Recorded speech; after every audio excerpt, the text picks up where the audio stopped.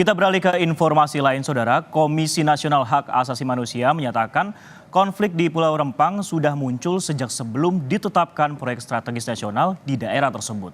Sementara Presiden Jokowi menegaskan masalah di Rempang akibat miskomunikasi dan harusnya bisa diselesaikan tanpa harus menunggu Presiden.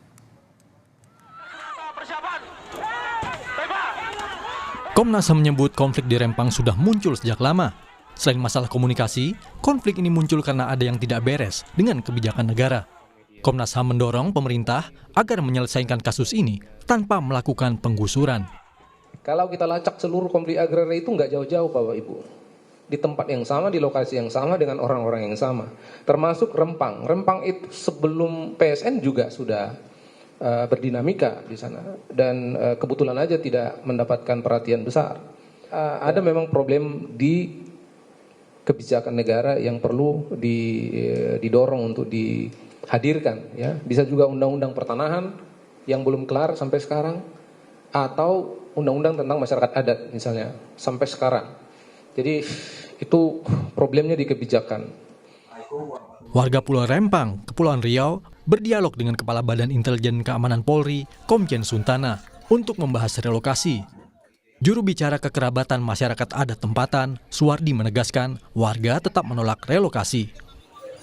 Kami masyarakat Rempang menerima investasi, kami tidak menerima jika kampung-kampung kami dihilangkan. Artinya sama dengan merusak marwah, harkat, derajat, martabat kami.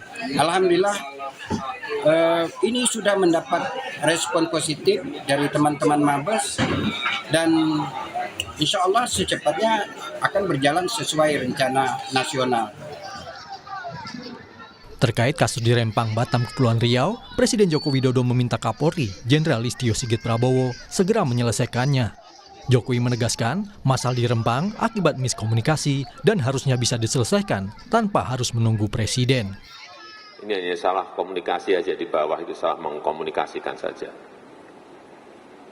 Diberi ganti rugi, diberi lahan, diberi rumah, tapi mungkin lokasinya belum tepat. Nah, itu yang harusnya diselesaikan.